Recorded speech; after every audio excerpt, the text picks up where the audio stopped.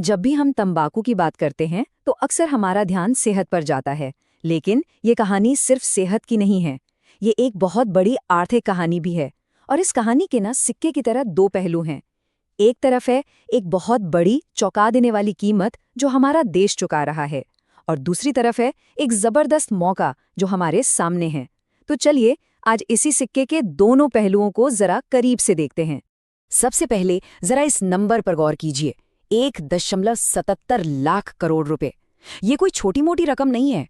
ये वो भारी भरकम कीमत है जो भारत को हर साल तंबाकू के इस्तेमाल की वजह से चुकानी पड़ती है। सच कहूं तो ये एक ऐसा आंकड़ा है जो हमें एक पल रुककर सोचने पर मजबूर कर देता है। अब इस 1.77 लाख करोड़ को जरा और बड़े पैमाने पर देखते हैं। जानते हैं ये कितना है? ये भारत की कुल जीडीपी का 1% से भी ज्यादा है। जरा सोचिए, देश की पूरी अर्थव्यवस्था का, पूरी कमाई का इतना बड़ा हिस्सा सिर्फ और सिर्फ एक चीज की वजह से खत्म हो रहा है। ये हमारी इकोनॉमी पर एक बहुत बड़े बोझ की तरह है। तो सवाल ये है कि जो खरबों रुपए का बिल बन रहा है, ये आखिर आता कहाँ से है? मतलब इस लागत में क्या क्या शामिल है? आइए इस बड़ी सी रकम को ना छोटे छोटे हिस्सों में तोड़कर समझते हैं। देखिए, आर्थिक लागत को ना मोटे तौर पर दो हिस्सों में बांटा जा सकता है। पहला है डायरेक्ट कॉस्ट या प्रत्यक्ष लागत, मतलब अस्पताल के बिल, दवाइयाँ, इलाज का सीधा सीधा खर्चा। और दूसरा है इनडायरेक्ट कॉस्ट या अप्रत्यक्ष लागत। ये वो नुकसान है जो बीमारी की वजह से काम न कर पाने या समय से पहले मौत हो जाने की वजह से होता है। और यहीं पर कहानी थोड़ी हैरान करने वाली है। हमें लगता होगा कि सबसे ज्यादा खर्च तो इलाज पर होता होगा, लेकिन नहीं। कुल आर्थिक बोझ का सबसे बड़ा हिस्सा, करीब 78%, अस्पताल के बिलों से नहीं बल्कि लोगों के काम न कर पाने और उनकी प्रोडक्टिविटी में आई कमी से आता है। ये एक छिपा हुआ नुकसान है जो कहीं ज्यादा बड़ा है। और अगर इसे और भी गहराई से देखें तो पता चलता है कि कुल लागत का 3/4 हिस्सा, मतलब 75% हिस्सा सिर्फ एक वजह से है, उन लोगों की भविष्य की कमाई का नुकसान जिनकी समय से पहले मौत हो जाती है। ये सिर्फ एक मानवीय त्रासदी नहीं है, ये एक बहुत बहुत बड़ा आर्थिक नुकसान भी है। अच्छा, अब सिक्के का दूसरा पहलू देखते हैं। सरकार तंबाकू पर टैक्स भी तो लगाती है, उससे कमाई भी होती है। तो सरकार हर साल तंबाकू से करीब 217.2 अरब रुपए का टैक्स कमाती है। सुनने में तो ये काफी बड़ी रकम लगती है ना? पर अब जरा खर्च पर नजर डालते हैं। और ये है तंबाकू की वजह से होने वाली कुल आर्थिक लागत, 1,77,373.4 अरब रुपए। जब हम इन दोनों आंकड़ों को आमने सामने रखते हैं, एक तरफ कमाई और दूसरी तरफ नुकसान, तो पूरी तस्वीर एकदम साफ हो जाती है। तो बात का सार ये है, निकोटीन एंड टोबैको रिसर्च की ये लाइन इस पूरी कहानी को एक वाक्य में बता देती है कि तंबाकू पर टैक्स से सरकार को हर 100 रुपए की कमाई के बदले में समाज को 816 रुपए की कीमत चुकानी पड़ती है। मतलब फायदे से 8 गुना ज्यादा नुकसान। चलिए अब इस बड़ी राष्ट्रीय स्तर की समस्या से हटकर जरा ये देखते हैं कि इसका असर हमारे आपके जैसे आम परिवारों पर, उनके घर के बजट पर कैसे पड़ता है। क्योंकि अर्थव्यवस्था का मतलब सिर्फ बड़े बड़े नंबर नहीं होते, उसका असली मतलब तो लोगों और परिवारों से होता है। तो सवाल ये है कि ये जो खरबों रुपए का राष्ट्रीय नुकसान है, वो एक आम परिवार के लिए क्या मायने रखता है।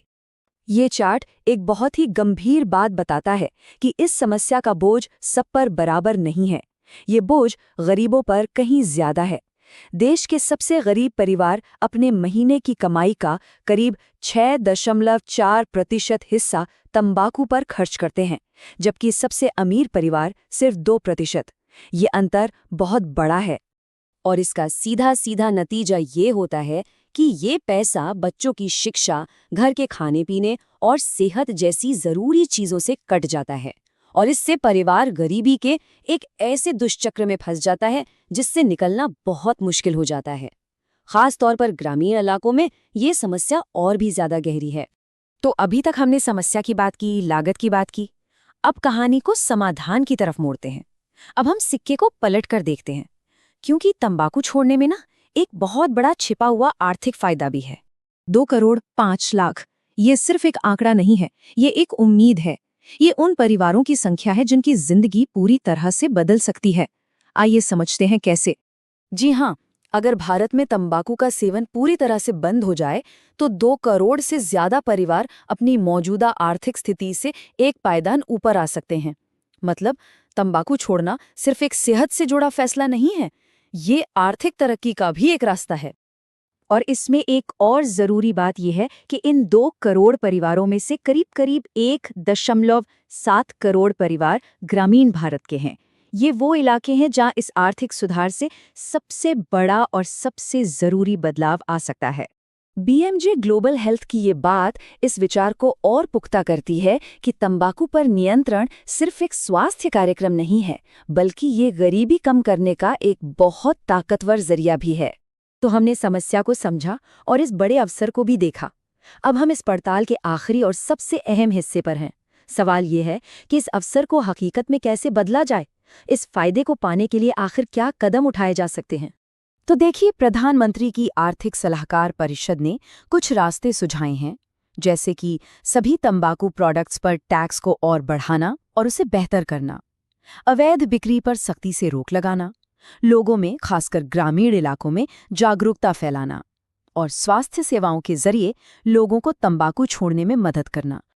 और हम अपनी बात यहीं एक बड़े सवाल के साथ खत्म करते हैं। क्या तंबाकू नियंत्रण भारत का सबसे ताकतवर गरीबी विरोधी कार्यक्रम बन सकता है? ये सवाल इस पूरी पड़ताल का निचोड़ है और हमें इस मुद्दे पर एक बिल्कुल नए नजरिए से सोचने के लिए प्रेरित करता है।